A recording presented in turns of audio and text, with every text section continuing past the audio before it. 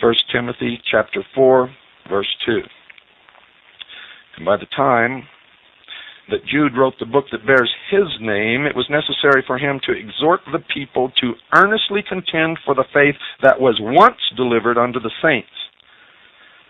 For certain men had crept in who were attempting to substitute things that were no part of the original faith. Check Jude chapter 1, verses 3 and 4. Christianity, folks, came face to face with the Babylonian paganism in its various forms that had been established in the Roman Empire. The early Christians refused to have anything to do with its customs and beliefs. And we all know what happened. Much persecution resulted. Many Christians were falsely accused, thrown to the lions, burned at the stake, and in other ways tortured and martyred. And for their own safety, they went underground in the catacombs and in the caves, and they formed their own secret society, which was known then as the Friendly Open Secret Society, and their symbol to mark their way was a fish.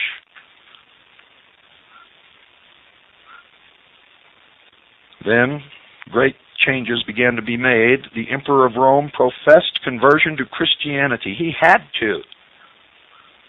For Rome would have fallen just as sure as a tree in the forest falls to the axe, if he had not made that move.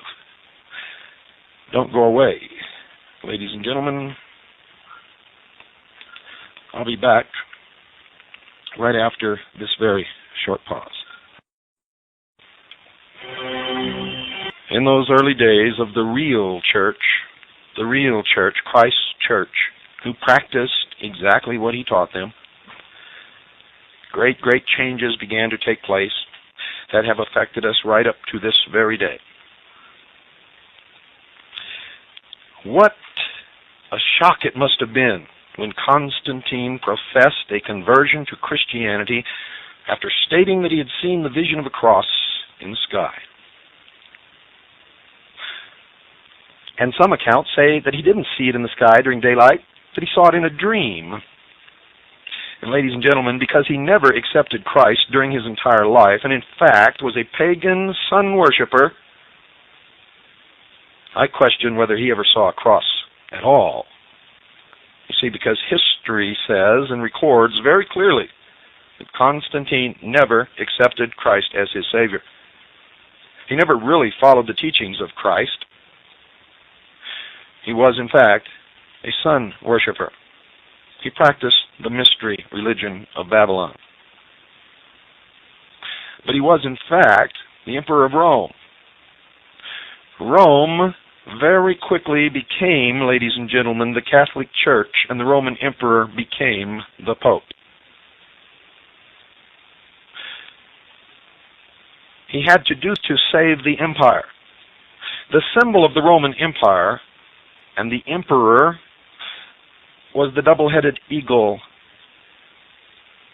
It signified that he ruled over both the east and the west, that the sun did not set on the Roman Empire. This symbol still is displayed upon the walls of the Vatican, and just recently, Russia adopted this symbol as its national symbol. It is the symbol of the 33rd degree of Freemasonry. And I could go on and on and on and on and on and on and on. But hopefully, you get the point. Imperial orders, ladies and gentlemen, went forth throughout the Roman Empire that persecutions should cease. Simply and quickly cease. Bishops were created and given high honors. The church began to receive worldly recognition and power. But for all of this, a great price had to be paid. Many compromises were made, ladies and gentlemen, with paganism. Instead of the church being separate from the world, it became a part of this world system. The emperor, showing favor, demanded a place of leadership in the church. For in paganism, emperors were believed to be gods. So from here on, wholesale mixtures of paganism into Christianity were made, especially at Rome. We believe the the information that you're going to receive and have received, in fact, over this broadcast, will convince you that what is known today as the Roman Catholic Church is nothing less than the old Roman Empire transformed, and the old Roman pantheon of gods became the pantheon of saints. And the Christian, who began as a saint equal with all of his brothers and sisters, became a lowly peon once again. The title of saint was stripped from him and from her. And someone began to pass a plate and put up collection boxes and demand that at festivals the wealth of the people be transferred into the coffers of the church.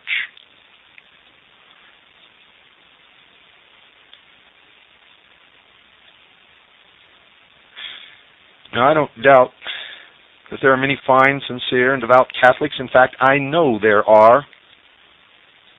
I know there are many devout, sincere, courageous, wonderful members of the Mormon Church, and the Baptist Church, and the Lutheran Church, and the Orthodox Church, and even the Buddhist religion, and Hinduism. I've met these people all over the world. We have all, ladies and gentlemen, been deceived throughout our lives by the secular and the religious priesthood, and in many cases they are the same. They are now engaged in a grand plan to bring about a new world order. The mystery schools, who try to keep the mysteries pure, want to rule the world through a council of elders with a puppet, charismatic, religious, and political leader upon the throne of the world. And the Vatican wants the Pope to sit upon the throne of the world and rule without the council of elders. You see, they're all united in the efforts to bring about world government. The only point of contention is who is going to rule. And we're the odd card, the joker in the deck. For if we want to, we could decide that neither one of them will rule, and we could determine the outcome of this battle, and we could reinstitute the real church again upon this earth as it was when Jesus taught it. He did not teach us to war against our neighbor. He did not teach us to condemn or judge our neighbor. In fact, the commandment was, "Judge not, lest ye shall be judged."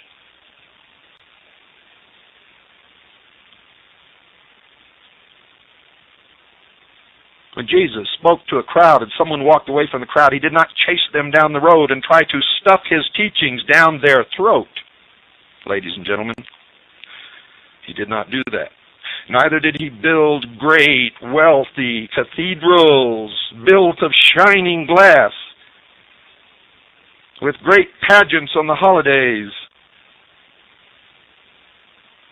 and big-name stars to come and sing and perform in these pageants,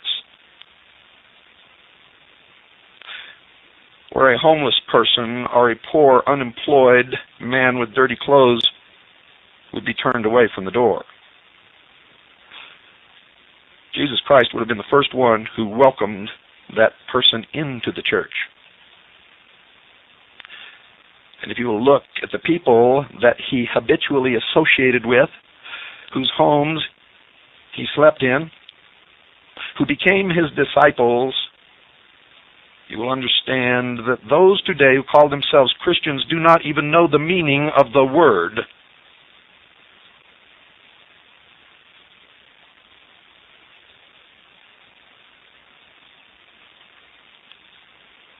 Do not even know the meaning of the word. Many Many of the